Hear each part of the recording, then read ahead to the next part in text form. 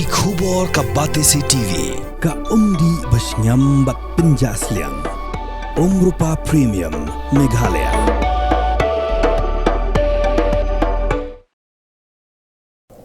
Wat ada yang badat Pynïap yu Heprit nyosnem u Kennedy kongset u jurung jumi Ïing Jong ki. Kan arkemi Jong u Heprit kershan kan mudai kelai thu bedang Khyndiat Taiew ujuan panja pansha bat ujuan pan na Ïing Jong ki.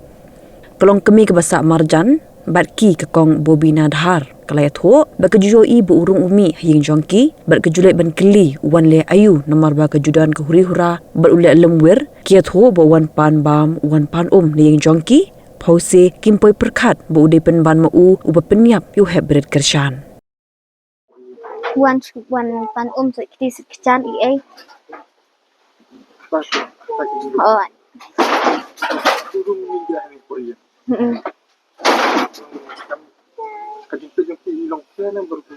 iper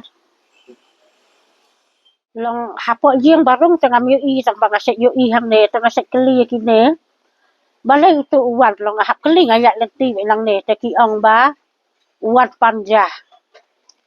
te arsian ngalap te sisian ki ong uwan pansha te uwan pan bam te long tar uwan le yu tu pat ne ma te ki ong tar uwan pansha la ni uwan pan nang mentah si karena si alai tayo mentah ha memang ada ulak dep lek kem tu te kadon mek kem kato kajing ya huri huram tu ba ngai pi ya mai ya ni ya kem tu te ulek langwer kem tu tengah long kem ta kan ngahap keli kan wan lek yu ne tengah keli ko ong wan panja te wan pan tengah yu arsian hawat mentah kini kita yo hingga yu Pidan dukan marbam ndai compare la ka bered ka pidi harut surok ni ka bahe kum ki restaurant bat ki wei ni pishat roti shat cake bat ki wei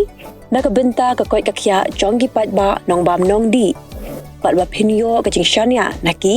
pidan kam bandon de ka license ka papaka ka bala ithu da ka an kata ka Food Safety and Standards Act arjar henril link ba ka section lai phoi iwei kam de ka ba phinyo ka license pila ban apply ko online link ba ko website foscas.fssai.gov.in da ko pihak pan upload ru tegi kod kisla badan kam kat kum ka jingkam jong pi